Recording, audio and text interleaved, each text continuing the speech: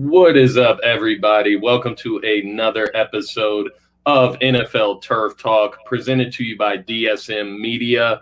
Make sure, if you're not already following us on Twitter, make sure you follow DSM Media at DSM_media. If you don't follow us on Instagram, make sure you follow us on Instagram at DSM.DoSomethingMajor. You're going to want to definitely check us out on there. We've gotten a lot more active on Instagram. We're getting active on TikTok. And we're really starting to pick up the pace with all the other social media platforms. So you want to make sure that you're following us on all of them.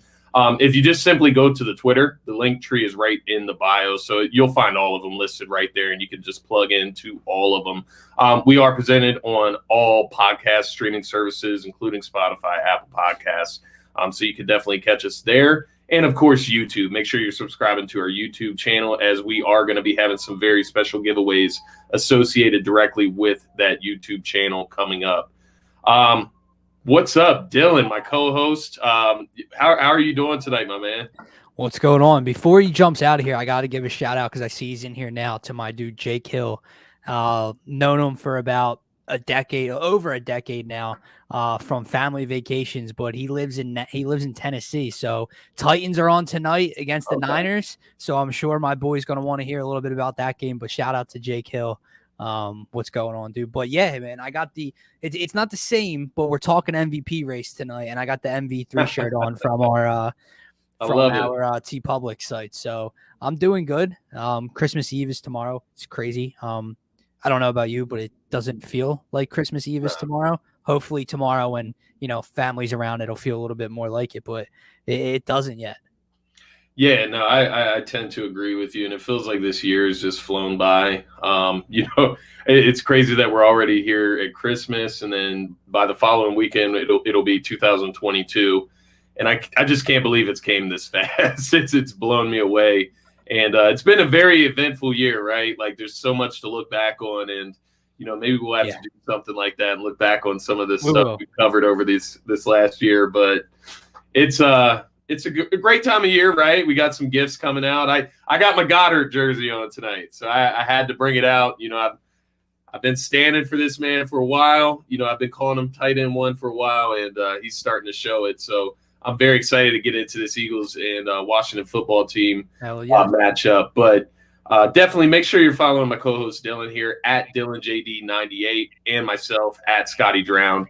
And, of course, if you haven't already, make sure you head over to manscaped.com. Use that code TURF20. You get 20% off for free shipping. So it's definitely a nice time around the holidays here. Listen, not going to lie, Scotty, you ran a little late if you waited till now for the for Christmas gift, but it is never too late. It's never too late to get 20% off with free shipping. So with all the shows we have over here, you can use any one of our codes. Turf Talk, you can use code TURF20 and get 20% off. And if you really want to finesse your way around manscaped.com, make a bunch of different orders with different codes, my dude. Like, we got like 8 different codes. Go on over and put them to use. There you go. And let's go ahead and get into it, man. Let's talk about the Eagles and the team with no name. That matchup. That team. I got some displeasures with the Washington football team, man, and kind of how their fans were coming at us about how we felt about the game being postponed. So I really wanted to lay it to this team. Feels like they still think they're better than the Eagles. I'm looking at this team, Taylor Heineke. Oh, okay. We'll see in about 2 weeks, right? So, who? Whatever his name is. Yeah, man. We gotta get. Once I get the soundboard in here, I gotta make a beat for that. A little who for every bomb ass quarterback they throw out for the Washington football team. Gilbert. Yeah. Oh man, and I do want to shout out before we get directly into the game. Definitely want to shout out Jen Williams, Slay, Darius Slay, his wife Jen. They definitely hooked me and my girlfriend up with tickets to the game. They were awesome seats in the section 117, so that was an awesome experience. And it was great to see my girlfriend get recognized for being a frontline nurse there. So shout out to them, and shout out to the dude that got in a fight with the Washington football team fan right in the section. He was actually also gifted tickets to the game. No. He got in the fight with the No. Washington football team fan. It was like this whole argument. The fan walks by. The guy's son yells down at the fan, says, Washington football team sucks. The other guy yells up to his son, calls his son a bitch. And so this dude was off a couple tequilas, like just straight tequilas out there. I was watching. He had about 3 or 4 of them joints. And he goes down there and just starts a fist fight. And that's a bad look, though, man. That's it. Like, Jen Slay's out here doing a bunch of good in the city and getting people recognized and doing some good. And people got to go out and fight, man. That's. I mean, listen, I know your pride's tested when your son gets called a bitch, but like, I know, man, but you gotta hold it in. You gotta restrain a little bit. You gotta hold it in, and you don't want to do that in front of your kids anyway. How old was the kid?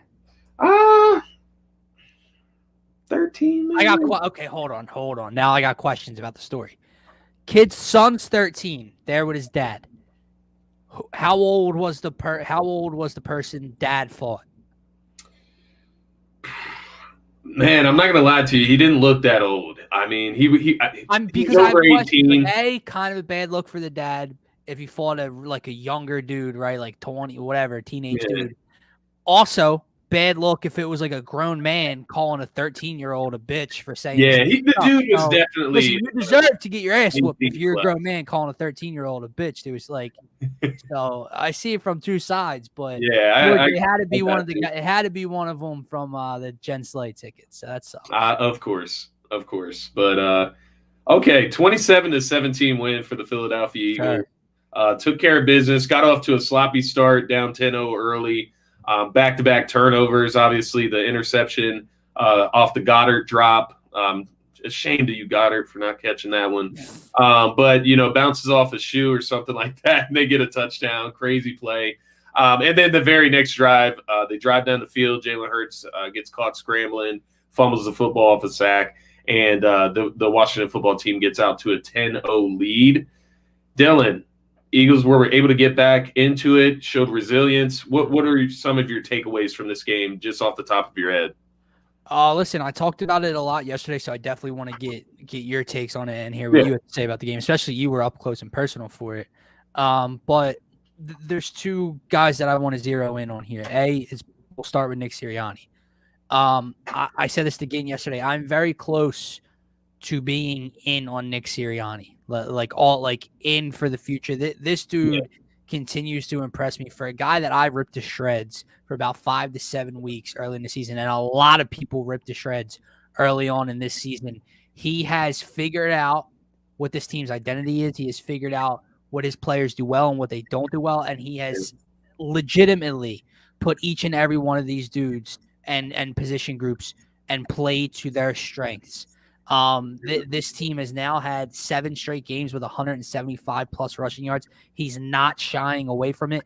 I think one thing that stuck out to me that he did a great job of was, he didn't draw up this game plan or this scheme because of what was being said, but I think it kind of put the conversation to bed, Scotty, when, the offense looked different with Gardner Minshew in the game, right? When Jalen Hurts missed against the Jets. You see Dallas Goedert have a career day and everything like that. He did a very good job of keeping the game run heavy, but he also allowed Jalen Hurts to make plays with his arm. Yeah. 26 pass attempts. He opened up the offense. It wasn't RPO heavy. There was plays down the field, using the middle of the field. What's Dallas Goedert have? Another career high after having a career high in the last game. So I think Nick Sirianni did a very good job of shutting the door on that conversation that we were having a few weeks ago. Yeah. Listen, when you're seeing throughout the course of every game for 3, 4, 5 games in a row on social media, after the first quarter, after the second quarter, at the end of the game, people saying Nick Sirianni's calling a hell of a game. Nick Sirianni called a hell of a game. He's figured it out, and he's doing one hell of a job right now. The last thing I'll say about him before I throw him to you is, Scotty, he's got his guys ready to play in big moments this season. The Giants game was a dud, and that was totally shouldn't have happened. Yeah. The Saints game was a critical game in this season. They showed up in a big way. Yeah. Must-win game on Tuesday night. They showed up in a big way. So Nick Sirianni's got these guys playing for him, playing for this team, and they're balled in, I think. Yeah, no, I 100% agree with you. And, he's really turned the team around. And obviously, we were playing against some stiff competition at the beginning of the season. And I think some of that, kind of fits into what we're seeing now and kind of seeing him adjust on the fly. We're seeing him, get his players in the right situations. You even look at this game, right? Jalen Reagor, 3 receptions, 57 yards. And we've seen it over the last few games. Like, yes, Jalen Reagor didn't catch those passes against the Giants, but Nick Sirianni is making the plays where he's getting open, where he's in position to make those plays. So even guys like Jalen Reagor getting involved, Greg Ward makes a play in the end zone. He's looking like this, like red zone guy. Like when did Greg Ward? By the way, bro, I told you. Target. You did. You called it before the game. You called it before the game. He's a Washington football team killer. But 4 receptions this year, 3 are touchdowns for Greg Ward, and then of course Devontae Smith just continues to do his thing. Whatever is asked of him in reality. You saw him line up. He had his hands in the ground in the dirt beside Mailata. So they got him doing a lot of stuff. They've incorporated Jordan Howard. They're using him as that pounded down your throat back. Like he's doing all the right things. It feels like, and it's great to see. And you just want to continue to see it. So then the next thing that I'm looking at, which before I move on from Sirianni, I just want to comment on, I think it was Pro Football Talk or something like that. They put a tweet out saying, if Sirianni is able to really lead this team, turn it around, they get into the playoffs, he should be in contention for Coach of the Year. Yeah, man. I mean, it seems like a heavy statement to make, but Scotty, I didn't see this team being in this position. I don't think you did. I don't think a lot of people did. I know there's the diehard Eagles fans out there, as if me and you aren't diehard either, but you hear them say it every day in their posts, and they never gave up, and they always believe, and yada, yada. I saw what was in front of my eyes. I didn't believe it. I didn't believe in what they could do. They're a 500 team scratching and clawing for a playoff spot. $60+ million in dead cap.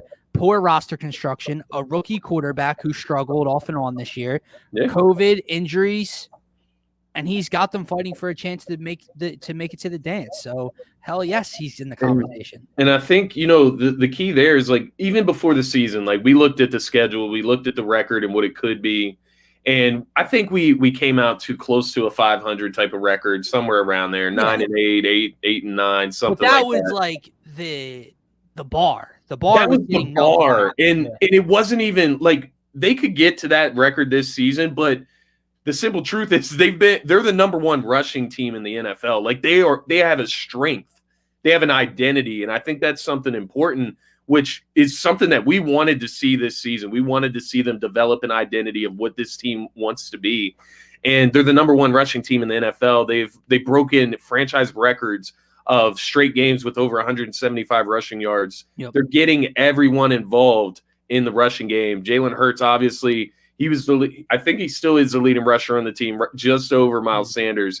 But Miles Sanders has turned it on over these last few games, and they're giving him the ball. I think that's the biggest thing to note there. 100%. They're giving, but you're getting everybody the ball because Howard gets 15 carries. So that's what happens when you're running a successful offense is you start seeing a lot of guys get opportunities. When you're having those quick 3 and outs, you're not making long drives, you're not going to see a lot of production from those other guys that you want to see it from. So I'm thoroughly impressed with Nick Sirianni and the Eagles. And, a lot of talk about Jeff Stoutland, how the job he's done with that offensive line. I mean, you lose Landon Dickerson last minute coming into this game. You don't miss a beat. You go out there and run the ball down the Washington football team's throat, which I know everybody's talking about replacements this, replacements that. The Washington football team had the 5th ranked rushing defense coming into that game. And they got it. Allen and Montez Sweat and all back for that game. Yeah, they got those guys back. So I'm not trying to hear that. Like, weren't the Saints the number 1 rushing defense when the Eagles ran it down their throats? Exactly, man. And it's an identity. It's something that they have found that can work. Mm-hmm. And it's great to see. So the next guy we obviously want to talk about is going to be Jalen Hurts, right? And this was, I'm not going to call it his best game, but it in my mind, I feel like it could be. I'm looking back. You can say it because it is. I'm looking back to that Saints game from last year, but that was more of a, just getting that Yeah. W rather than statistical feats. Close to 300 passing yards. I mean, you look at the completions, 20 out of 26. One touchdown. The interception wasn't even his fault, so I'm not even discrediting him for that. 110.4 rating. That's got to be the highest of this season. He had 8 carries, 38 yards, 2 touchdowns. Now, the touchdowns, whatever. You give those wherever you can get them. It's good to get it in the end zone. That's what it's all about. Distributing the ball. He got the ball to everybody. We saw him, we came out with questions after that Jets game. Is Goddard struggling to connect with Hurts? Is Goddard not, developing into the top tight end that he should be because of Hurts? Hurts comes out, makes a focus to get the ball to Dallas Goedert. And I'm telling you, man, when you're live there, you see it the entire game. Dallas Goedert is so goddamn open all the time. It's the play to Reagor when he kind of not flipped it, but the soft toss over the defender's head that Reagor made for the first down. Yeah. Goddard was like wide open right below Reagor, like throwing his hands up. And when he didn't throw it to Goddard, Goddard was like, and then Reagor called it, and you saw Goddard start to cheer, but you could see that clear as day in the replay. and Goddard dropped 2 passes, which could have been huge gains, if not scores in reality. And we're seeing Goddard develop. But I thought it was beautiful to see that connection. We've seen the connection with Smith all year. I look for them to get Smith a little bit more involved in these coming weeks. If we are going to try to make a playoff run, we're going to need some activity from those wide receivers. But getting Jalen Reagor involved, I think that's great. If he's going to be locked in as that wide receiver too, we need him to have production, and it's great to see him get involved. What can we complain about Hurts with this game, right? But I think the other side of it is, there's so many people coming out and saying franchise quarterback. And you watch my TikTok, huh? I did watch a TikTok, and I'm 100% in agreement with you because nobody's wrong yet. Nobody's wrong yet in reality to go and take these laps. Yeah, nobody's wrong and nobody's right in this situation yet because we still don't know. We had 2 polar opposite games, right? The New York Giants game, 3 interceptions that were inexcusable, under 150 passing yards. 7 points against that defense. 7 points against one of the worst defenses in the NFL. And then we have you come out against Washington football team and have your best game of your career, your professional career. So let's calm down on both. I agree. I'm not going to steal your thunder. No. But calm down. It's a conversation I think everyone should be having. It's can we meet somewhere in the middle, right? It's 2 extremes, Scotty. It's talking politics with an extreme Democrat and extreme Republican and trying to get them to agree right now. That's a good point. It's very difficult, and I lumped myself in it. That's why you can't no one can come at me for my comments yesterday saying you're a hater or you're wrong. I admitted that I'm part of the problem. I said I was wrong for some of my statements declaring Jalen Hurts not that he isn't going to be a franchise quarterback. I saw a step in the right direction in Tuesday night's game, and I take back my comments, right? I was wrong. Yeah.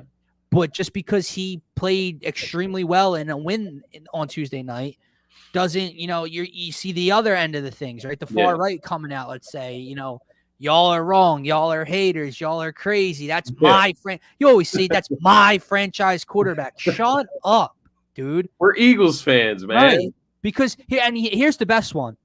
Hurts haters are quiet today.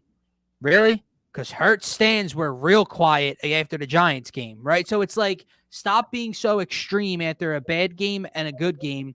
He, as of right now, like I said to Gint yesterday, if there is no play for a Russell Wilson-esque, a somehow an Aaron Rodgers-esque, whatever. Yeah. Looking at this draft class, unless one of the top 2 fell to the Eagles in a situation, I think Jalen Hurts is right now. I'm okay with him being the quarterback in 2022 and going from there.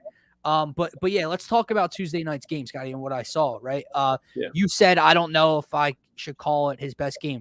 Call it what you see it, and it was his best game. It was his biggest game of his career so far. And he showed up in a big way after the worst game of his career. So that was very, very nice to see from him. But I saw things I haven't seen from Jalen Hurts in this season so far, and that's what I like the most, Scotty. So he let plays develop on Tuesday night. He wasn't one read and get the hell out of there. He wasn't one read and force the ball. His mistakes were very, very limited. Yes, the first 2 drives were an abomination. You had the fluke interception off the heel, 7-0. He goes down, doesn't protect the ball, fumble, 10-0. After that, hands wiped clean, no more mistakes. He was 20 for 26, right? He was accurate with passes farther than 10 yards down the field. Scotty, that was a number. Remember what was it, the Giants game, and passes longer than 10 yards down the field, he was like 1 of 11 or something like that. He was very inaccurate down the field. He was accurate down the field. He used all sides of the field, left side, right side, middle of the field, Dallas Goedert territory, what you've been screaming for. He used that effectively on Tuesday night. And the final thing is he found ways to extend plays with his legs to create with his arm. Yeah. So he didn't feel a little bit of pressure. The pocket didn't collapse. And he's like, I got to get the hell out of here. The legs are a nice secondary weapon. You can pick up a couple first downs with them, pick up chunk yardage here and there with them. I like it. But when he was able to navigate the pocket under pressure, move the pocket, and deliver a strike down the field for a big play or a first down or positive yardage, that's something I haven't seen this year from Jalen Hurts, and that was the biggest thing. The Devontae Smith throw, he moved the pocket. The Jalen Reagor throw where he flipped it over the defender, moved the pocket. The Greg Ward touchdown, moved the pocket, and he threw Greg Ward open because Greg Ward was not open. He threw him open for that touchdown pass.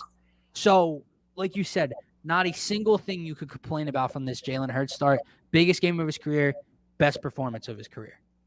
Yeah, it's hard to argue with that, and it goes to show the type of player that Jalen Hurts potentially can be, and the developing that can take place for him. I think it is a positive sign, regardless of what you think about Jalen Hurts coming into that game.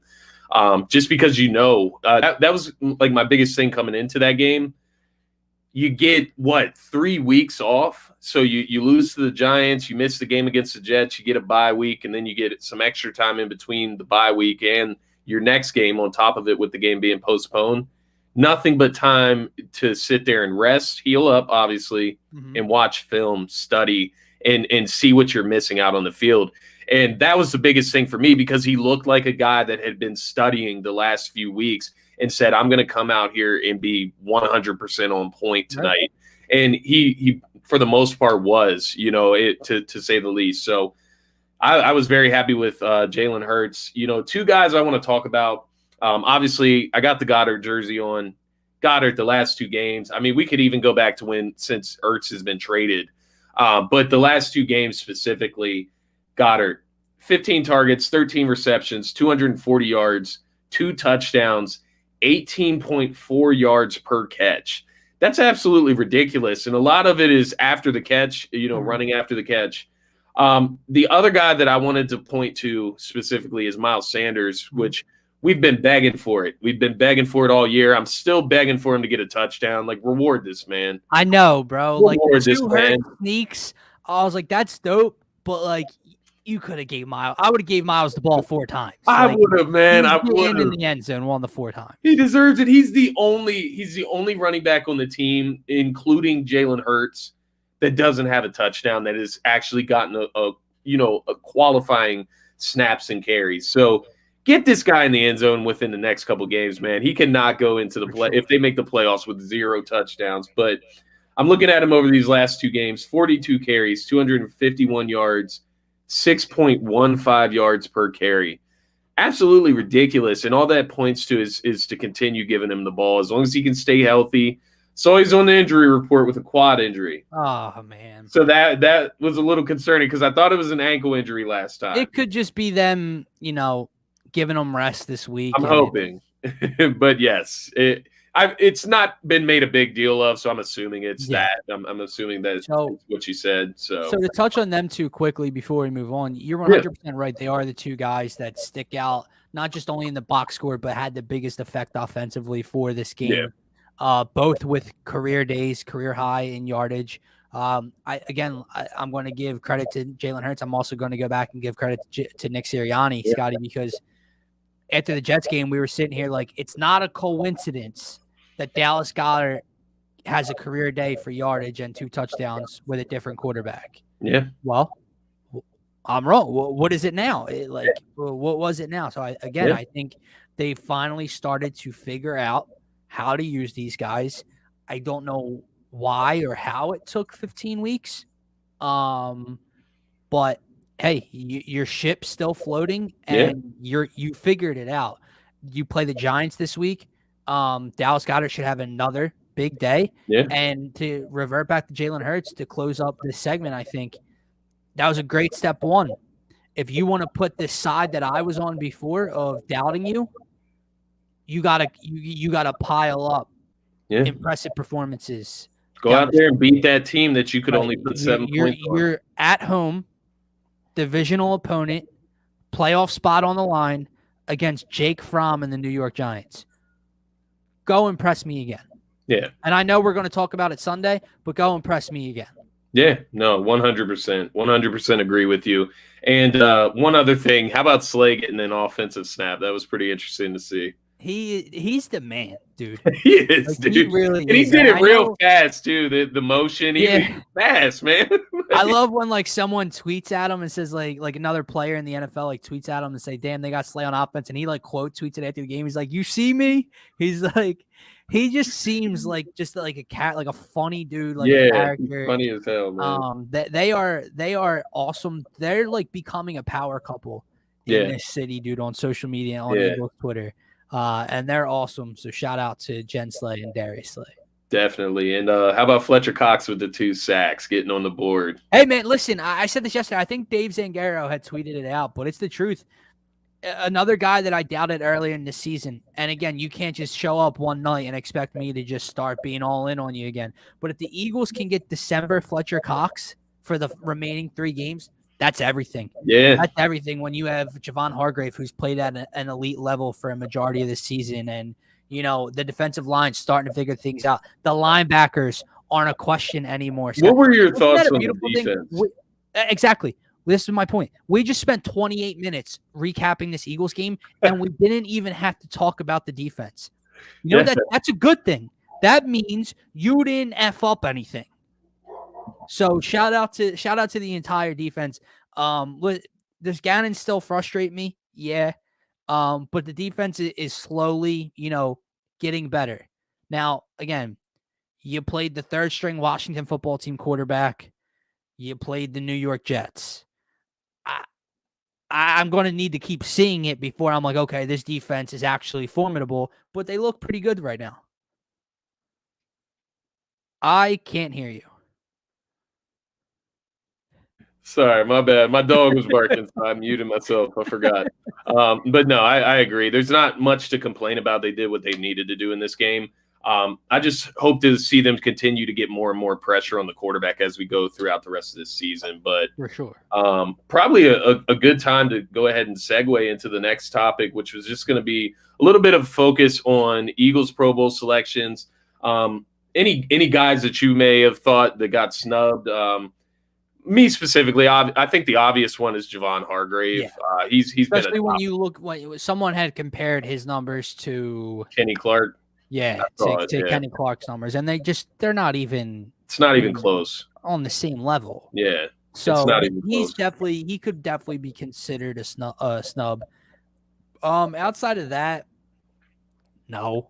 Yeah, I mean, this team's been very inconsistent, up and down. Obviously, like Dallas Goedert looks like a freak now. Yeah, he was silent for 85% of the season. You know what I mean? Yeah, so Devontae Smith wasn't a Pro Bowler. Obviously, none of the other players were. So. The only ones that would be argued, and I would have to really dig into the numbers, would be some of the offensive line guys aside from Jason Kelce. Yeah, I don't know what Lane Johnson looks like. Yeah, but Lane missed about a month of football. Mailata, he's looked in some games, So I like. Don't get me wrong, I'm very high on Mailata, but he has looked a little overwhelmed at times. So he'll get better, but yeah, just not this year, right? Like. Yeah. I don't have any other bones to pick aside from Hargrave, which was an obvious one. People were talking about Jake Elliott. He's having a great season. I'm just not going to sit here and like argue with people about kickers. You know what I mean? Like what about our long snapper? He's been I don't. Good. I'm sorry, Jake. Maybe you should have. Maybe you shouldn't have. I can't really say. I'm not going to sit here and talk about it. But Jason Kelsey, Darius Slay, well deserved, right? Congratulations to them. Yeah, I got no bones to pick. Yeah, no bones to pick with the Pro Bowls. Alternatives. Jalen Hurts selected as an alternative. Goddard, Hargrave, Elliott, Sean Bradley, and Josh Sweat. We'll see how it all works out. It'd be crazy if this dude Jalen Hurts makes a Pro Bowl. But that's for a conversation. You talk about the far right, the far left, whatever side we're calling them. You want to talk about them,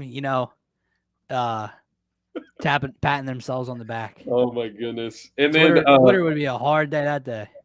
Some notable snubs across the league. Some people had some things to say about Joe Burrow. I was seeing that float around. Matthew Stafford is a big one that missed out on the NFC side. Austin Eckler, Leonard Fournette. Derrick Henry didn't get voted in, which was kind of surprising considering he still had a great season. And then Chris Godwin and Cordero Patterson were some of the other offensive names there that were notable snubs. But, there's so much great talent in the league. I mean, go look at the Pro Bowl roster and tell us who you're going to take off. Thank you. That's like the main thing. Listen, here. Guys, if you want to tell me someone got snubbed, that's fine. Maybe they did. Tell me who they should make it over. Javon Hargrave, we said he should have made it over Kenny Clark. Bang. That's done deal, right? Exactly. But you can't just say this guy, and this guy should be a Pro Bowler. Okay, well, who are they more deserving then? Exactly. But I'll tell you why I don't even know the whole roster, Scotty. I don't even know who really made it. You know why? Because it's the worst all-star game of the major sports. I don't watch it. I don't care to watch it. It means nothing. It's horrible. It's not serious. So I agree. I don't watch it either. So I'm 100% in agreement with you. So let's go ahead. Let's move on to the playoff picture and just get an update across the NFL. We can start with the NFC. Obviously, as Eagles fans, as Eagles podcasters, we are fully focused on the Eagles and their playoff scene. So starting out in the NFC, I'm just going to kind of list out the teams that are already in the playoff picture. So we're looking at Green Bay, number 1 seed, obviously 11-3. We're looking at Dallas, number 2 seed right now at 10-4. Tampa Bay is sitting at the number 3 seed at 10-4. Arizona is sitting at the number 4 seed at 10-4. Number 5 seed is the LA Rams at 10-4. San Fran 8-6 at the 6th seed, and Minnesota 7-7 at the 7th seed. Obviously, the teams in the hunt, Philadelphia and New Orleans are the more realistic ones. People will still tell you that Washington football team and Atlanta are still in the running, but I think it's going to be between Philadelphia, New Orleans, and Minnesota for that last spot. And Philly, obviously, if they have the same record as New Orleans, they should get that tiebreaker since they beat them. But as we look at this NFC picture as it's shaping up, and I just want to throw out there the Minnesota Vikings play the LA Rams, the Green Bay Packers, and the Chicago Bears to finish out the season. Isn't Dalvin Cook on the COVID list now? Dalvin Cook is on the COVID list against the LA Rams this weekend, and he's unvaccinated, so he has to stay out. Oh, guess what? Move aside, Minnesota. Very exciting, to say the least. Because then you look at Green Bay, and Green Bay needs to win that game. That's a divisional game, and Minnesota's already beaten them. So I'm very confident that Green Bay is going to go in there looking to win against Minnesota, regardless of the record. So it's going to be very interesting to see how it plays out, man. But do you think who do you think has the best opportunity there? Like, without being biased, I feel like it has to be the Eagles when you're looking at the rest of their schedule. Talking about Dallas, I know Dallas is week 18 now, I think it is. Dallas is week 18. Will they need to play their starters? Will they want to risk Dak? Will they want to risk Zeke, who's been battling injuries? Tony Pollard's even been battling injuries lately. So how many of their starters are going to play in that week 18 game against the Eagles in Philadelphia? Which could be what decides the Eagles making the playoff. Yeah, I mean, listen, that all depends on if Dallas has the 2 seed wrapped up by then. Yeah. By the way, we hold the tiebreaker over New Orleans, correct? Mm-hmm. I don't know why I was hearing like they were lumping New Orleans and Minnesota together as saying like even if the Eagles win out, they need some help. And I'm like, we beat the brakes off New Orleans and we have the same record. So pretty sure we hold the tiebreaker over them. Yeah. Unless I got the rules confused. Issue is, I think the Eagles need to win out to make the playoffs. Yeah. Because if not, I think New Orleans does. New Orleans gets Miami on Monday night, which I know Miami has looked better, but it's in New Orleans. They're coming off a huge that game killed us. Like if they lost to the Bucks, I'd say the Eagles. I The know, fact that man. we're still both 7-7, like you said, you threw the Eagles should win. The Eagles better win. Yeah, this they game, better right? win. The Giants. Then you have the Cowboys, or no? Then you have Washington again. Which in Washington, they'll be fully back. So if they're still fighting for a playoff spot at that point, let's say they win next week and they still have a chance, that's not going to be an easy game. But let's say the Eagles win that. The Dallas game could be a deciding factor. But when you look at New Orleans, Miami, home against Carolina, at Atlanta, if Atlanta's out, I mean, I know Atlanta's going to want to play spoiler, even if they're out of it for their division rival. But it just seems to me like New Orleans, even though Taysom Hill is not a pro quarterback, I still think they finished 3-0. May not play this unless I do know. Actually, I should rescind my comment a little bit because I saw before we went live they got killed with COVID today. Yeah, Taysom Hill is out with COVID. Right. So maybe they lose to Miami. Maybe they lose to Miami, and I'm talking differently come next week for Turf Talk. But if all goes well, I think New Orleans has the best chance. If not, I say the Eagles. And the thing is, with Washington football team, as far as them, getting back into the playoff hunt, if they win this game this week against Dallas, then it's going to tighten it all up for us, because then they play up again. Yeah, because then we play Washington football team the following week. They can get right back into it by beating us, and then boom, Dallas has another loss on their record from Washington football team, so they got to play their starters week 18. So this is another week to root for the Cowboys. Things could get tight. It could get tight, man. It's already tight, right? But moving on to the AFC playoff picture. So we're looking at a bunch of teams still in the mix there, but the ones that are actually in the playoffs right now, Kansas City is sitting at the number 1 seed at 10-4. New England is sitting at the 2 seed at 9-5. Tennessee 9-5 at 3. Cincinnati sitting at the 4 seed. They lead their division at 8-6. Huge game coming up against Baltimore. Indianapolis is at the 5 seed now at 8-6. They're on fire. The LA Chargers are at the 6 seed at 8-6, and then Buffalo at the 7 seed at 8-6. That's getting super tight. I'm not going to list their records, but the teams that are in the hunt: Baltimore, Pittsburgh, Las Vegas, Miami, Cleveland, Denver, all really in the mix. They all have a record of at least 7-7. So just to kind of paint a picture there. Baltimore obviously is battling injuries. What are you feeling as far as movement in the AFC? Do you even have like a clue? You know what I mean? Like, is it even predictable at this point with so many teams in the mix? I wanted to say Cleveland was beginning to get scary, and then COVID comes and kills them. Game postponed. They lose by a last-second field goal to Vegas and Derek Carr. So I feel like their chances dwindled a little bit. Obviously, I know they're only a game out of leading their division and becoming a top 4 seed. But when you look at that 7 seed right now in Buffalo, you want to talk about a disappointing season. Like, I know 8-6, not a bad record, but this team was like AFC favorites, Super Bowl contention, Josh Allen MVP year, and it's just not the case right now. So that's definitely. And they're looking at a borderline must-win game this weekend against New England in New England. They're going to be playing at Gillette Stadium. If they lose, they're definitely not winning their division. Right. And then you could be out of a playoff spot with 2 games to go and then need help. So this is an absolute must-win for if Buffalo. New England beats Buffalo, they got Jacksonville after that, and then Miami. I mean, they hold the cards at that point if Buffalo loses this game. If Buffalo loses, they have no chance to win their division. I'm saying it now. None. If they lose, they could find themselves out of the 7 seed with 2 games left and then need help from other teams to get in.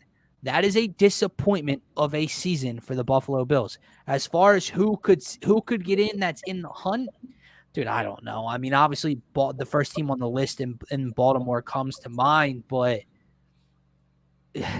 I don't know. You're going to learn a lot about Lamar Jackson, I'll tell you that. Yeah, they have a huge game in Cincinnati. So, I mean, you're looking at that game, both teams 8-6.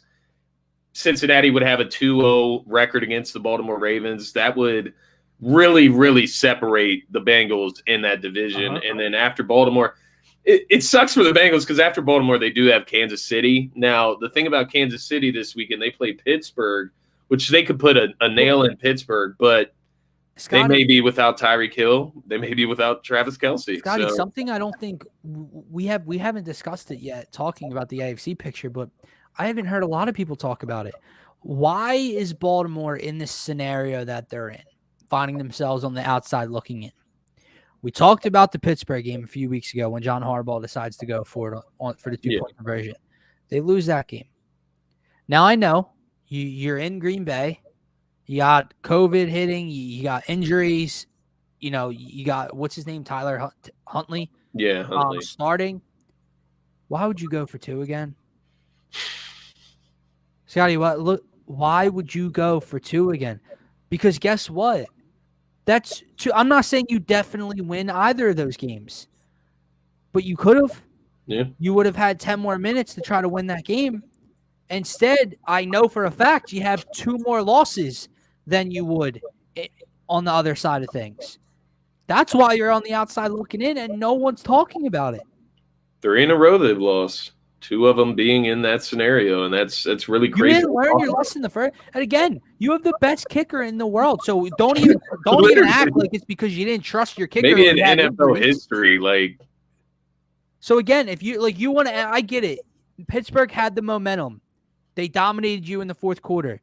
You wanted to end it right then and there. You didn't. Green Bay, you got the backup in. He just led what would have been a game-tying drive on the road in Lambeau to put up over 30 points. You couldn't just say, you know what, let's take a chance in overtime. Like, this is a win regardless for us. Yeah, I don't get it. Give him a chance. Like, I get it. You technically gave him a chance because he had to get 2 yards, but that's it. You don't get that, game over. Yeah, I do not get it. I don't get the incompetency, with the analytics, right? Like going for the win. I'm not sure that points to them going for 2 there. So I didn't really understand it. I guess when you look at the opposite side, it's like, oh, if Aaron Rodgers gets the ball, but you got to trust your defense at some point. You're like, yeah, what if you get the ball? Like you've already put 30 points. Why wouldn't you be able to go and score if you get the ball? So I don't know what's going on there. They put themselves in quite a situation now where they're going to go on the road against Cincinnati. It's going to be a must-win scenario. Cincinnati is hungry. They got these young guys in Joe Burrow. They got a ton of talent surrounding him. And these guys are hungry. They want to make the playoffs. What's that look like in Joe Burrow's second season? He leads the Bengals to the playoffs in that division. I think a lot. I know we're not predicting, but I do think the Bengals finish first in that division. I do too. They look like the better team. They got a better defense. Pretty sure both of us had Cincinnati 3rd or 4th in the NFC North. I think I'd have to go back and watch our shows from the summer. So far in the 8 divisions, me and you are pretty spot on with how things have played out, order, everything like that. That division, no. We did not have Cincinnati winning it. We didn't have Cincinnati making the playoffs. Yeah. Absolutely not. I was not sure, how Joe Burrow was going to look after that injury. Yeah, I think before we move on, the last thing that sticks out to me in the AFC and 1 through 7 is who that number 1 seed is. I said, how many weeks ago now was it when they were starting to come to form? And I said, they could legitimately win out if they beat this team and this team. Well, they beat in Dallas, and then they beat the Raiders in Vegas, and it's like this team's going to win out. Or they just beat the Chargers, in LA. They're going to win out. So you're looking at 13-4 when they were what? 3-4? Do you realize that? Yeah, that's wild. Yeah. And we wrote them off. I did it too. Wrote them off. Patrick Mahomes doesn't look right. He's throwing a lot of interceptions. His defense stinks. Defense doesn't look so bad anymore, does it? No, not at all. 13-4, possibly. It's insane. When they were 3-4. The only thing that may hold them back is literally COVID. That's the only thing that could. Well, yeah. Now Hill, Buckert, Kelce, they are all on that list. And do they play Saturday or Sunday? Who plays? No, I am not 100% sure, but as long as they're vaccinated, there's still a chance they could play, which given the NFL and the way they maneuver No. things. By the way, two very good games that we could predict before we get off tonight on Christmas Day. Cleveland in Green Bay, and then Carson Wentz and the Colts in the desert against the Cardinals. So we're going to be sprinkling some money on Christmas Day. You feel me? Hell yeah. No, I'm with you. Those are great games. So we'll have to do those at the end whenever we do our Thursday night football prediction. Next topic, man, the MVP race, right? And can a non-QB win the MVP in today's NFL? It's not very common ever in the NFL. As we look at our look at this top tier. Look at this little PowerPoint presentation. As we look at our candidates here, we see two guys that aren't QBs on this display here. So we're looking at Jonathan Taylor and we're looking at Cooper Kupp. The crazy thing about Cooper Kupp is we've also got Matthew Stafford right up there as well. Now, obviously, there's a couple other guys that we also think are still in the mix. Patrick Mahomes. Who else? I think we talked about Justin Herbert. It's like with Justin Herbert, he's having a great season, but if he should win it, then Patrick Mahomes should win it, right? I mean, Kyler was at the top of this list before. Kyler's probably in the conversation, but he's definitely dropped down. He's dropped, yeah. Just with if he could finish the season out strong, he could get back into it. It's just been how he's kind of slowed down and how Arizona's slowed down recently. But as we look at Jonathan Taylor. 270 carries this year, 1,518 rushing yards, 17 touchdowns, and 5.6 yards per carry. He also has 36 receptions, 336 yards, and 2 receiving touchdowns as well. So 19 touchdowns total and close to 1,900 yards total. If we look back to the last, non-QB to win the MVP, which, we talked about it earlier, Sean Alexander, I believe he was in 2005. Adrian Peterson won MVP in 2012 when I looked at it today. So when Adrian Peterson won the MVP, by the way, the most dominant running back I've ever watched. Yeah, exactly. I got his stats written down right here. So he had 348 carries that year. Oh my God. 2,097 rushing yards, but only 12 rushing TDs. Now, when you look at those numbers in comparison to what Jonathan Taylor could end up with, if he keeps the pace, right, like he could very well end up over 2,000 rushing yards. Already has more touchdowns. Now, I guess what we have to look at would also be team performance, and then contribution to the team itself. So when I'm looking at Jonathan Taylor, I'm like, you're looking at those stats side by side. Who do you give the MVP to? You know what I mean? Like, it's hard to go away from a quarterback though, because how can you say that Jonathan Taylor, on the Colts with an 8-6 record, is more important to that team than say Aaron Rodgers to the Green Bay Packers, who are 11-3? Right. It's hard to equate that. It's definitely hard to equate it. So I'm wondering your thoughts on just that whole situation. And then even looking at Cooper Kupp, who has 1,625 yards, 122 receptions, 14 TDs, compared to Stafford, who's the guy feeding him the ball. You know what I mean? Exactly. So, I want to have a conversation about Matthew Stafford in a minute, too, because he's going to be the guy throwing the ball for the two most prolific receiving years in the NFL history with Megatron and now Cooper Kupp. Yeah.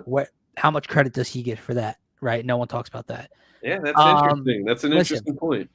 If you're looking at AP's numbers the year he won it compared to Jonathan Taylor's numbers this year, Jonathan Taylor's numbers blow him out of the water, in my opinion. I know he rushed for over 2,000 yards, but Jonathan Taylor is most definitely, with 3 games left, obviously 2 games in a normal season left, is going to eclipse over 2,000 total yards. He's going to eclipse 20-plus touchdowns. 20-plus total touchdowns. He might run for 20 touchdowns, Scotty. Okay?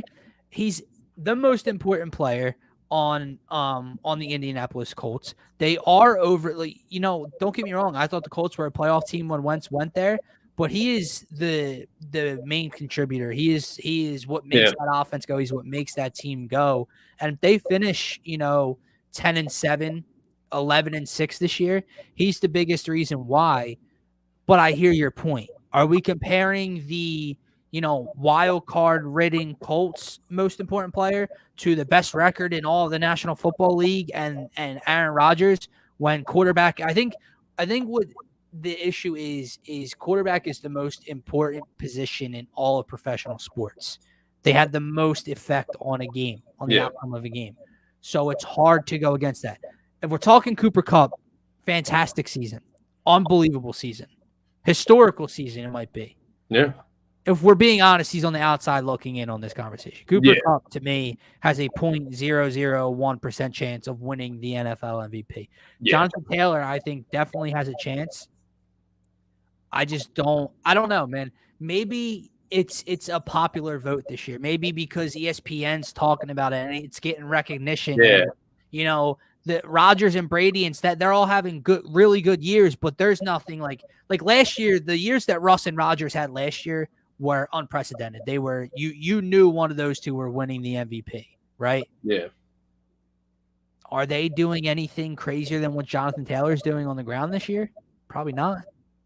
So I think he's the one that has the best argument to win it. My question to you, obviously we didn't do the research, but with the year that AP won it, I want to know what the quarterbacks in the league's numbers look like. Right. Was there anybody that was right? Was Aaron Rodgers? Was there someone like Aaron Rodgers doing what he's doing this year when AP won it? Right. Yeah. So I don't know, man. It's definitely interesting. Funny. I looked back just for historic purposes. On 2011, which was the year where everybody thought that Calvin Johnson, Megatron, would have a chance at winning the MVP. He was up over 1,600 receiving yards. They were in the playoff talk. I think they had like a 10-6 record, which that never happens for Detroit, by the way. But he didn't win MVP that year. That was 2011. It was actually Aaron Rodgers. He was 4,643 yards, 45 touchdowns, and 6 interceptions that season. So 14-1 record as well, by the way. So that's deserving and incredible. So you do have to look, across the board. When you look at Derrick Henry last year, which is another comparable running back season to Jonathan Taylor, 378 carries, 2,027 yards, 17 touchdowns. Aaron Rodgers, once again, 70% plus completion percentage, 4,300 yards, 48. I don't know. Aaron likes to spoil these skill positions here. So, and but when you look at it in a historic perspective, that's what it took Aaron Rodgers to do in the field in order to win those MVP races. This year, 3,487 yards, 30 touchdowns, 4 interceptions. So it's still great numbers. Don't get me wrong, still MVP caliber numbers, but a little bit more down to earth for Aaron Rodgers MVP standard. So I'll tell you what I don't like. I don't like that the MVP is a regular season award. Now, I agree with that. Seems pretty effing funny that I'm wearing an MV3 shirt and we were all rooting and cheering for Bryce to win it, and the Phillies didn't make the postseason. So we would have been pretty pissed off if he didn't win it, right? But when you look at football, all these guys are going to be in the postseason. Yeah. Okay. Well, what if Jonathan Taylor and the Colts go one and done and Jonathan Taylor rushes for 62 yards and doesn't get in the end zone, and Aaron Rodgers leads the Packers to an NFC Championship or a Super Bowl appearance? Yeah. Who's with the, really impressive seasons side by side. One elevates them in the postseason, but again, the issue, Scotty, is the quarterback has that control. The running back doesn't. Yeah. So I don't know. I think Jonathan Taylor definitely has a case. I think popular opinion could play a role in him getting votes this year. I just think there's a lot of eyes on it, and it's not like a running back's never won it. You know what I mean? It's not like he'd be the first to do it. They've won it before, and his numbers are better than those numbers by a lot. The only thing that concerns me is just Derrick Henry, not getting it last year, but once again, that's Aaron Rodgers' incredible season. Yeah. So it's a lot. It's hard to measure it from season to season. Green Bay's record is, again, really good, top of the league, but Rodgers' numbers and all aren't what they were last year, I don't believe. Right. No, you're correct, and that may be the difference. But as we look down, we'll see Brady. He's got 36 touchdowns, so he's going to get over that 40 touchdown mark. Stafford's at 35 touchdowns; he'll get over 40. It's going to be an interesting race. Mahomes is sitting there with 30 touchdowns right now, so there's a lot of guys in the conversation. I do think top two right now, top three. I would have to bring it to the top three, and I'd probably go Jonathan Taylor, Aaron Rodgers, and Tom Brady. Just off the top of my head. Yeah. It's an interesting I don't know. Someone not on this list might have something to say about that. Who you got? Patty Mahomes might have something to say about that, bro. Hey, I got you. I feel you. It's just on a scale of Patrick Mahomes' eliteness, I don't think this is the year when he doesn't have better numbers than those guys. I just don't think it's the year I give it to him. But best record in the AFC, so it is. Well, do you have his numbers available or no? I do, yeah. So he has numbers as of today. He has 4,052 yards, 30 touchdowns, 13 interceptions. How many touchdowns? 30. Okay. So what makes Aaron Rodgers stand out is the 4 interceptions.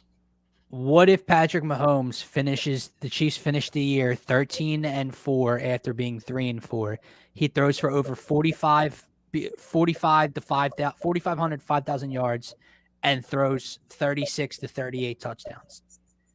And his team won 10 straight to be the number one team in the AFC. Hey, it depends. I mean, bruh. It depends what everybody else does too, though. The Packers. I feel you. I'm just saying. If they win out, if it depends. So if Brady wins out, if Stafford and the Rams win out, it's hard to say right now. So Mahomes definitely has a bone to pick, right? Like he's in the combo. He's got a gripe right now, bro. But as we move on, we'll get into the next topic. We'll be finishing up here shortly. Just really quick, want to get the updated power rankings. So top 5 teams in the league under our beliefs right now. If you don't mind, I'll go ahead and start the list. I'll start at 5, and we can just work our way up. So coming in at number 5 on this list, I do have the Dallas Cowboys, which they have moved up a little bit on my rankings. Not an overly impressive win about over the Giants, 21-6, but their defense, I think, is the important part. And the defense showed up against the Giants. The defense has showed up, mostly this year. They've been pretty good. The concern has been their offense. They've been struggling to run the ball. They've been struggling to get the ball to their playmakers like CeeDee Lamb, Amari Cooper. But the offense would be the least of my worries if I'm Dallas. The defense is what has been their struggle over recent years. And they're at the top of the NFC right now, number 2 seed. So we'll see how it finishes out. Who you got at number 5? So before I give you my number 5, the Dallas hater that I am, I do have to just have a quick conversation. So again, they're the number 2 seed in the NFC. They're 10-4. They're going to win this division. They're going to finish probably a top 3 seed in the NFC.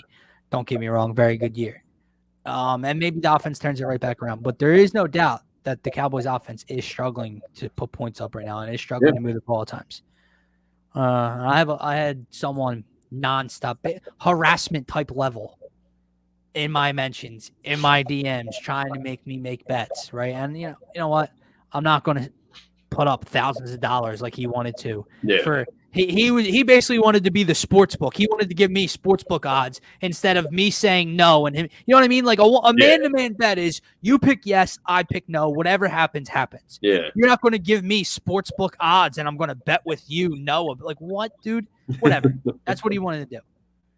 I'm talking about Vin, by the way. So I'm not just so he doesn't come on and say, yeah, Vin, it's you. Here's the thing. What more does Dak Prescott need?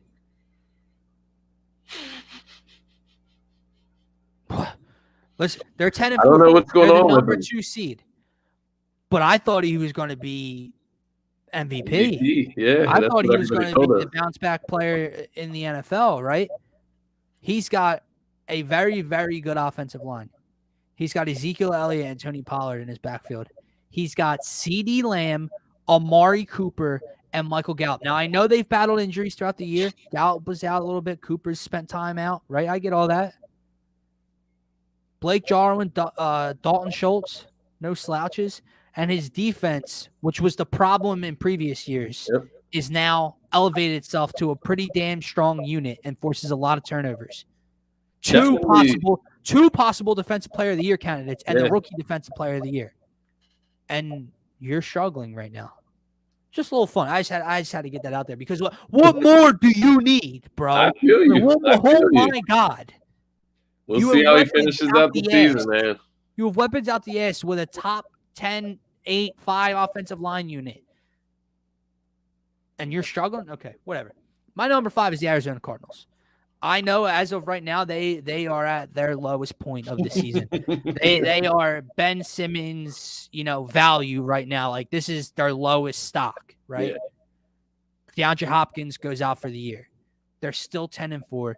They're in the conversation for the number 2 seed. When I look at that roster top to bottom, they're coming off of a loss to the Detroit Lions. By the way, shout out my boy Craig Reynolds, Kutztown alum, for running wild all over the Cardinals over the weekend.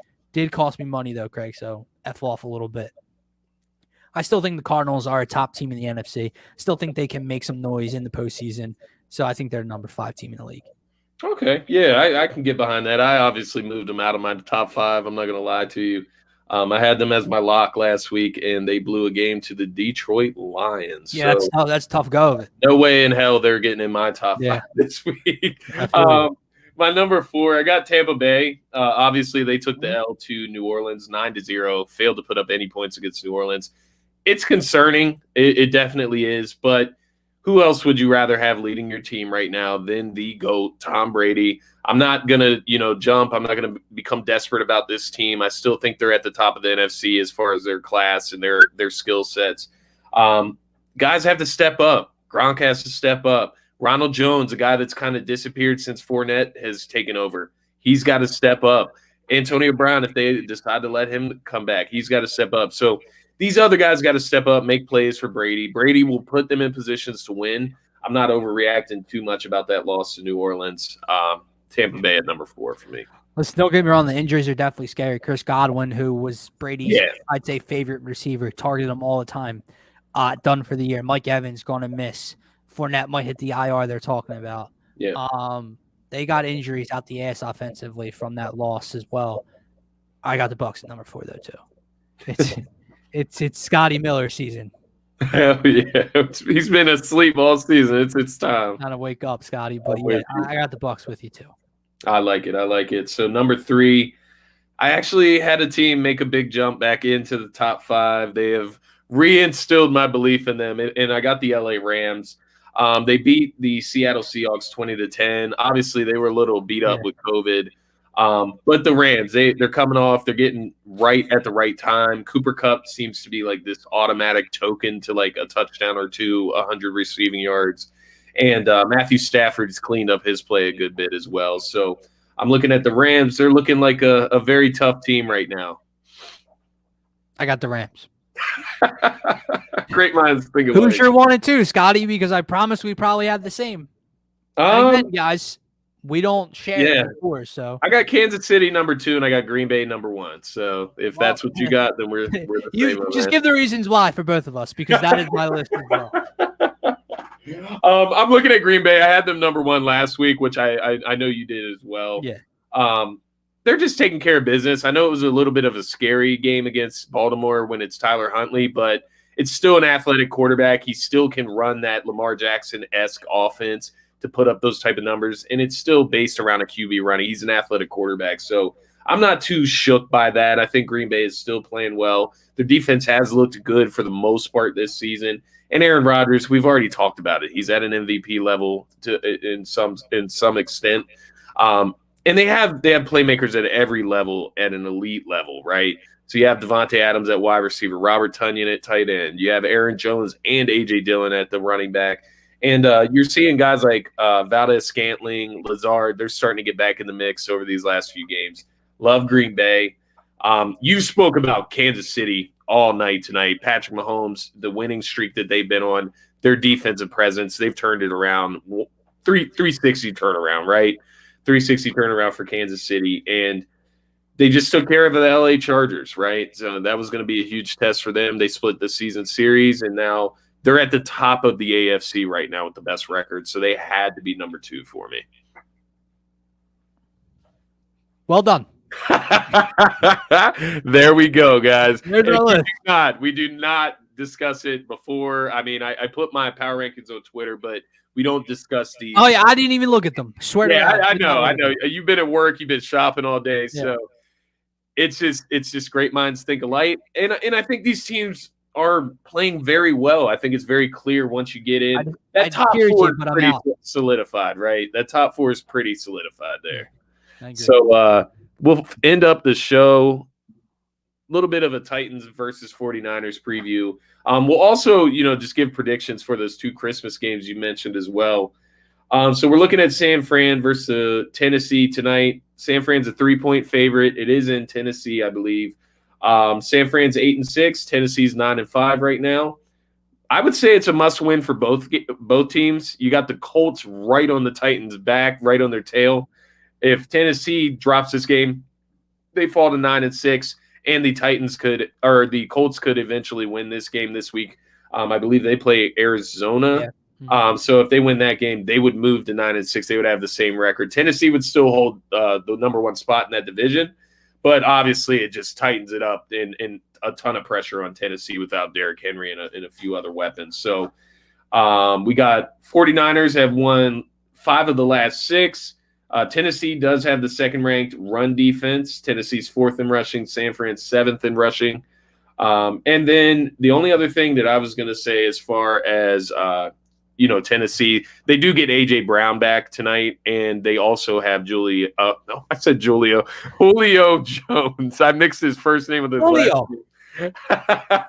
They got Julio Jones back full healthy. He wasn't on the injury list this week. So, any thoughts coming into this game? Obviously, it has major playoff implications. For sure. Getting A.J. Brown back is huge. Obviously, you cannot replace Derrick Henry, but getting those 2 back and Julio Jones and A.J. Brown as your 1-2 punch on the outside is everything for Ryan Tannehill. Deontay Foreman he's a professional running back, so you don't get to rely on him like you do with Derrick Henry. You're not going to put up those type of numbers and be able to move the ball as efficiently on the ground. Yeah. But you got a lot of help through the air. I like the Niners tonight. I think it's a bigger game for Tennessee because, like you said, you have Indianapolis knocking on the door. So you go from a home division winner in the playoffs to a road wild card team if you lose that division lead. And then even so, in the wild card in the AFC, the teams in the wild card in the hunt, they're much better than the teams in the hunt in the NFC. So if the Niners drop this game on the road tonight, they're 8-7. They still hold a game lead over the teams in the hunt, which will have 2 games left after this. And what you think the Niners are worried about? They hold a tiebreaker over the Eagles. I don't remember if they played or beat New Orleans this year or Minnesota or whatever, but I think this is a much bigger game for the Tennessee Titans tonight. And they're not favorites. Yeah, at home. And that definitely says a lot. I guess Samuel's going wild tonight. Yeah, I love me some Deebo Samuel, man. One question I got for you, and it's funny if you just look at it in retrospective to the beginning of the season and what your answer would be, but Jimmy Garoppolo or Ryan Tannehill, who you taking? In a big game, I like Jimmy Garoppolo. It's crazy, right? And he's kind of pulled he's shown his nuts this year. Ryan Tannehill is the more talented quarterback, bigger arm, bigger playmaker.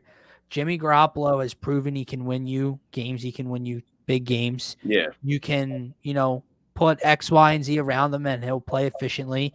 He'll protect the football. He's athletic enough to get out of the pocket. Dude's been to a Super Bowl. Yeah. I would take Jimmy Garoppolo. The Niners went from a lifeless team, Scotty. They went from lifeless, 3rd, 4th in their division, not going to make the playoffs, to 8-6, could win 10 games this season, if not more. Yeah. Defense has really stepped up.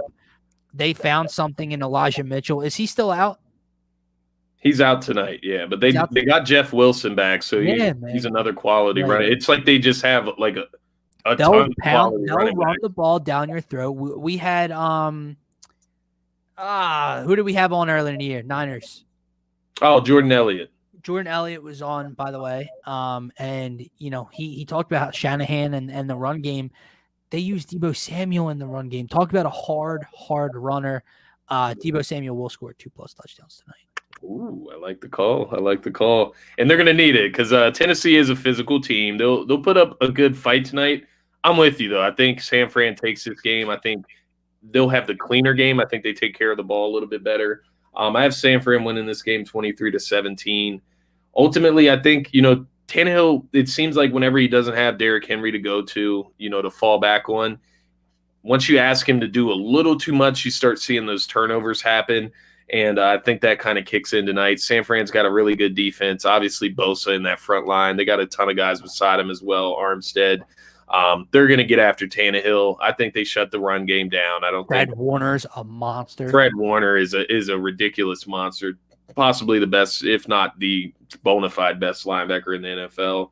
So San Fran actually has a ton of upside going into these final weeks.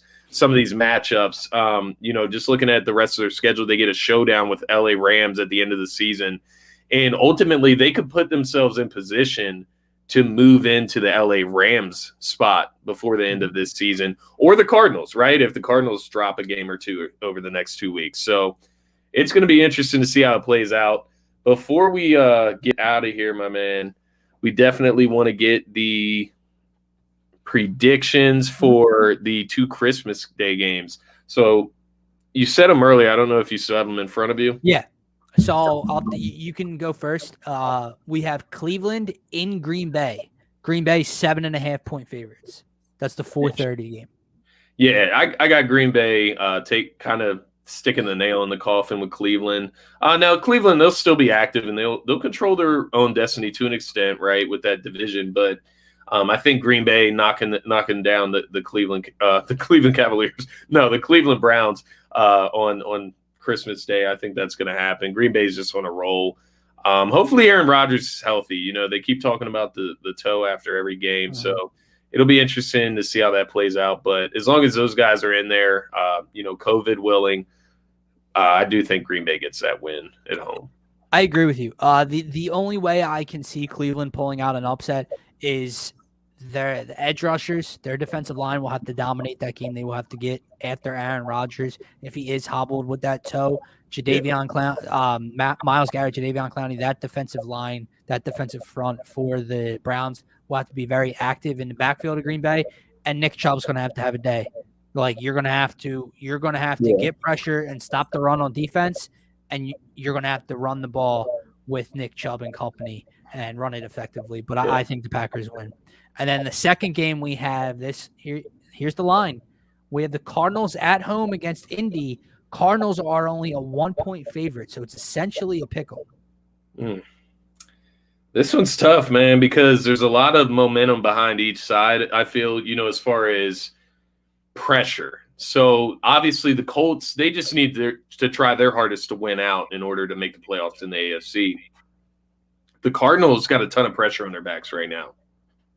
They got the Colts coming into town, a Colts team that's been very hot. They have an MVP candidate in their backfield. But then you're looking at Arizona, who has now brought themselves down a bit with 2 straight losses, specifically a loss to Detroit that looked very bad. And they looked a little lost, quite honestly, on offense. You know why? D-Hop. I was going to bring that up. That was going to be my point. Kyler, it was one game, bad loss. The offense is different, dude. Like when he doesn't have D-Hop out there, what? Who controls that offense now? Yeah. AJ Green and Christian Kirk, like that dynamic. Yeah, that dynamic's very nice when they're your 2 and 3 and can take a back seat to DeAndre Hopkins. When they're forced to be your 1 and 2, that offense and that dynamic changes. And this Colts defense is really good, and they force a lot of turnovers. Yeah, it's a really interesting matchup because Arizona absolutely needs to win this game. They need to make a statement win. They need to show that they're going to be able to turn it around after losing guys like DeAndre Hopkins. And they lost J.J. Watt on the defensive side too, which is not something that's not talked about much because it did happen a little while ago. But that's your defensive leader. He's the guy with all the experience there. So you lost two huge pieces on both sides of the ball in Arizona there. This game is tough for me, man. I love what Indianapolis is doing, but if Arizona is not a fraudulent team, if they are not the frauds that we suspected it throughout points in this season, then they'll win this game against the Indianapolis Colts. You said it is in Arizona, right? Mm-hmm. It's in Arizona. They've got to take care of business at home. They need to get back on the win streak, and they got the Cowboys coming up next. So you lose to the Colts, then what? You play the Cowboys next. You turn that into a must win. So a lot of pressure here on both sides, I believe, but I'm going to go with Arizona here, just out of a gut feeling and more of a bounce back redemption type of feeling. This could bite me in the ass. I'm rolling with Indy, and I think Carson Wentz has a big day. Okay. Could really bite me in the ass. Don't get me wrong. But we all know the numbers from last Saturday's game against New England in the win, and what Jonathan Taylor did and what Carson Wentz didn't do, and everyone cracking up and laughing at him. Okay. I think he has a big game. I think he throws for – I'm not going to say he throws for 300 plus, but I think he throws for close to 250 plus, 275 in that area. I think he tosses a couple touchdowns. I think he plays a clean game. Obviously, Jonathan Taylor is going to do what Jonathan Taylor does, but it's not going to have to be so one-sided offensively. It's a much bigger game for Arizona because now that division lead you had over LA has completely disappeared, and now you're looking at a wild card spot. Right. But I think the dynamic of that offense has totally and utterly changed, missing DeAndre Hopkins. This is a big game for Kyler Murray. James Conner is questionable. I'm sure he'll play. It's a big game, but he is questionable, and that would be a huge blow to that offense if he misses. Rondale Moore is also questionable. He used as a gadget guy for them, but I think Indy's defense is really good. They run the hell out of the football, and as long as Carson Wentz doesn't turn the ball over or try to play hero ball and make stupid mistakes, they're a very dangerous team, and I think they win on Saturday on Christmas. And it's funny what you said about Kyler Murray because I agree. I think he needs to kind of show his stuff. We talked about him as an MVP candidate early on in the season, and if that's true, if he's an MVP caliber player in this league, losing DeAndre Hopkins should not diminish you to the point where you lose 3 games in a row. You're out here looking like that against Detroit, and you can't even bounce back. I want to see him come out if he has to use his legs. If that gets him back on the shrine, if that gets him back in the flow of the game and gets the offense grooving, him making plays on third down with his legs. Because this year he has not scrambled a lot. He has not done a lot of running. He's really perfected his passing craft, which is definitely what you want to see from him. But as you got guys banged up going down, you're going to have to start making plays and start being more accountable for the offense overall. So I want to see, Kyler Murray get back to being that dual threat that we know he can be. But it's going to be a hell of a game. Definitely going to have the money lines going that day, parlays. But got to get to this Sixers game. I need to go get a parlay put on this as well before the game starts. So we'll definitely go ahead and get out of here. I don't know if you had anything else for Week 15 coverage or going into Week 16, Dylan. I don't think so, man. Obviously, we'll be back here on our scheduled time Sunday morning at 10 a.m. right here on DSM Media. On Twitter. Unfortunately, it won't be on DSM Media. It'll be on our personal accounts. But tap into at DSM_media on Twitter. Click the link tree in our bio, and you can find every single social media platform you could imagine. We're also on Spotify and Apple Music. So check us out there. Check our TeePublic out if you want to support DSM Media, any of the guys, any of the shows. We also have cool MB3 designs. I have a couple more upstairs as well. And that's where you can find us Sunday morning at 10 a.m. live. Turf Talk. Gint might be joining us as well as we get you guys ready for Eagles, Giants, and the rest of the Week 16 NFL slate. And we'll also have 3 games to be talking about as well. Should be fun, man. I'm really looking forward to getting back on the in the groove here of Yeah. turf talk, getting our The regularly holidays, man. scheduled. The Yes, just stick with us. We'll be back to our regularly scheduled times after the holidays, but we're getting back on the shrine here, building that chemistry again. Before we get out of here, of course, we want to shout out our sponsors over at Manscaped. As you know, DSM Media and Turf Talk are brought to you by Manscaped, who is the best in men's below the waist grooming. Manscaped offers precision engineered tools for your family jewels. Manscaped just launched their fourth generation trimmer, the Lawnmower 4.0. You heard that right, the 4.0. Join over 2 million men worldwide who trust Manscaped with this exclusive offer for you. 20% off and free worldwide shipping with the code TURF20 at manscaped.com. Get 20% off and free shipping with the code TURF20 at manscaped.com. That's 20% off with free shipping at manscaped.com using the code TURF20. Unlock your confidence and always use the right tools for the job with Manscaped. Your balls will certainly thank you, and we certainly thank you for tuning in tonight. Go Birds. We'll see you on Sunday. Merry And, Christmas, of course, everybody. go Sixers. Let's get this W tonight, guys. Peace.